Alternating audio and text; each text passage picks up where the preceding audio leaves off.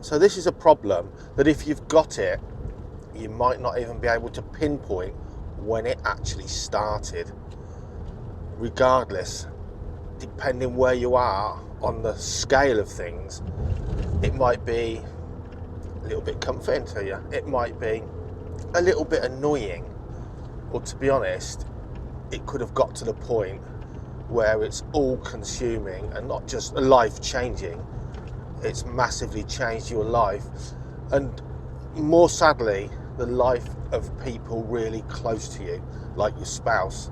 So I didn't know this was a thing. When we're younger, we think our mind's our own and, you know, we're kind of unique. And yes, we are, but also social media has kind of much more enabled us to realise whatever you're thinking, the way your brain's working, there are other people just like you in that respect.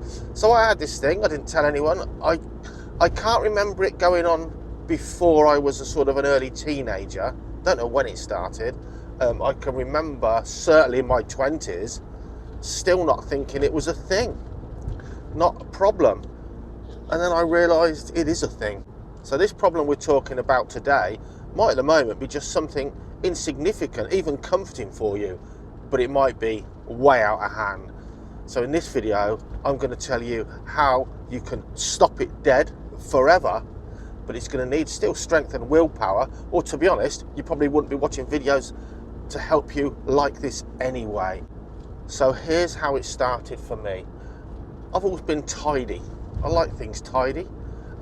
Not to the extreme OCD, but I like things tidy. So if there was something, even as a kid, I used to have a room full of tropical fish and reptiles.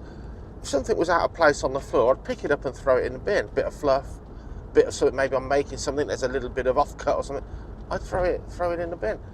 I'd pick up a wrapper or... So you could say, Dave, you're just being tidy, but here's the difference, and this is where you'll know what I mean. This is how this problem can get big.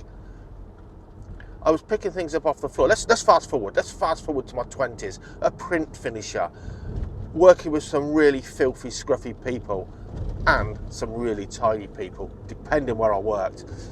I like my workspace, which was a huge machine that basically took printed sheets and turned them into, say, magazines or leaflets. I like my whole workspace, which had up to 6 assistants on this machine with me. I liked it tidy. I'm working there all day. I'm spending more waking time there than actually at home with my wife and kids at the end of the day. I liked it tidy. But this is what it was like. We use a lot of things like elastic bands. There'd be an elastic band or a bit of paper on the floor. And this is the problem. There'd be a voice in my head that would say, pick that up. It'd be right. I'll pick it up. When there's three elastic bands fall on the floor, pick them up at once. Pick it up. If you don't pick that up, something bad's going to happen to, I don't know, your mum, your wife, your children. You won't get that thing you've been wanting to save up for, or that lucky break you wanted. But very often, something bad will happen to your children. At this point, in my mid-20s, I've got kids. That's the problem, and I'm sure a lot of you can relate to that. So when I say there was a voice in my head, saying, pick that up, but I don't think I'll go to the degree to say there was a voice in my head, another being, or a voice from elsewhere. It was just my voice in my head.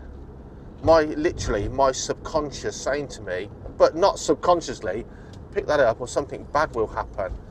And it went on for years, and I didn't really think a lot about it. And I thought it's just a habit of being tidy.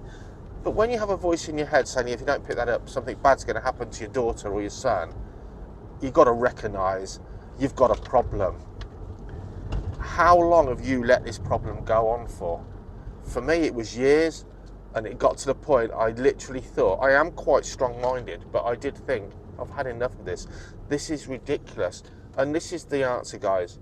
It's this simple. It is so simple to break this dreadful habit that can escalate to someone, maybe yourself, that can't leave your house until you've locked your door 100,000 times. Even though you know you've checked it. You end up in a habit of checking things, locking windows that you've already locked, turning lights off. It doesn't become, oh, I can't remember, I'll double check. There's nothing wrong with double checking anything. It becomes a habit, doesn't it? a repetitive habit, and it all starts somewhere. Nip it in the bud. This is how I nipped it in the bud. I literally, guys, I can't stand this any longer. This is getting out of hand. Right, just face it head on. If you don't pick that bit of litter up in your workspace, your wife and kids are going to have a crash and they'll die. Some people watching this think, what the hell are you on about, Dave?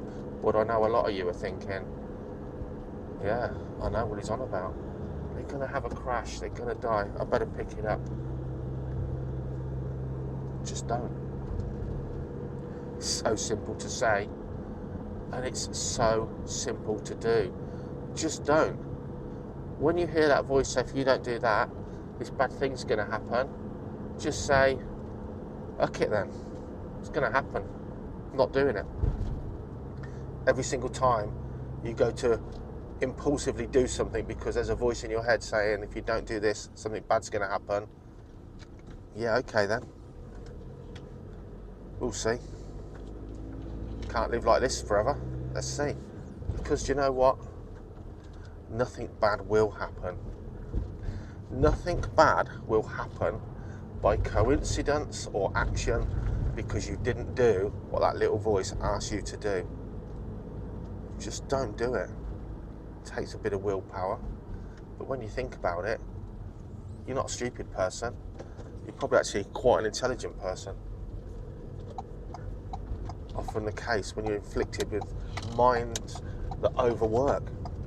Just don't do it, guys. Just stop it. And tell yourself, if something bad happens, that's what was going to happen anyway. It's nothing to do with you not picking up that crumb, not doing that habit. Just stopped it dead. Years of it with me. Just thought, okay, that's it. Bring it on. Whatever will be, will be. It's ending now. Just stopped. Don't have it anymore. But I guess it's like being a reformed alcoholic. Your brain's already there. It's always lurking. I haven't had that thought for decades. 10, 20 years. More than that. More than 20 years. But the other day, and it's what sparked this video, I actually thought, I went to pick some up on the floor. I was still tidy.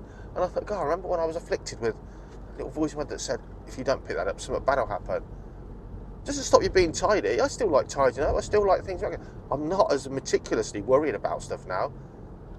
But I never hear that voice, and I never do anything tidy out of a compulsive urge to do so, just because I like it tidy.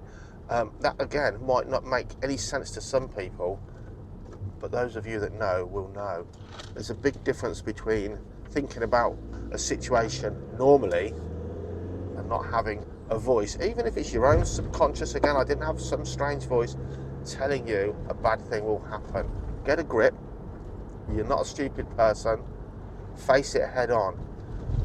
I realise that it's the same as saying, well, if you want to stop smoking, stop putting the fags in your lips. If you want to stop drinking, stop swallowing the alcoholic beverage. If you want to get thinner, eat less. I know it's like saying that, but I'm absolute proof. And if I can do it and completely kill this habit before it did turn into something like I see sadly friends behaving, where, like I say, going on holiday is a massive issue because you can't get away from locking your doors and your windows, because it's not just a little voice telling you to do it and check. It's become an obsessive habit and a ritual.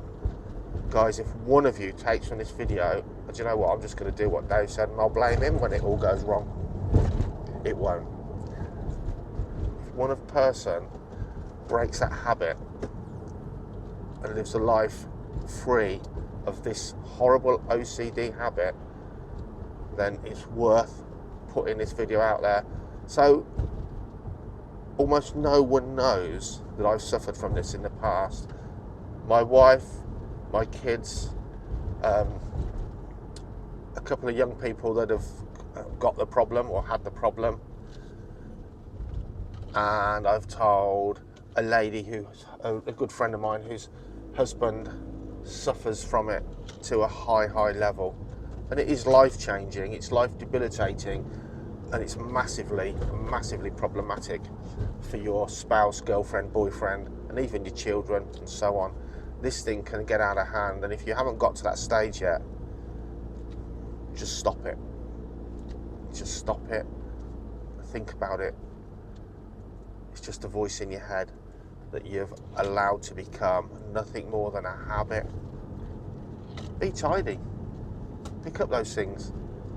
Don't be obsessively habitual in what you do when you can easily, and it is easy, I know it's hard, but it's easy, just stop it. Anyway, I really hope one person, puts this into practice, because it'll be life-changing, absolutely.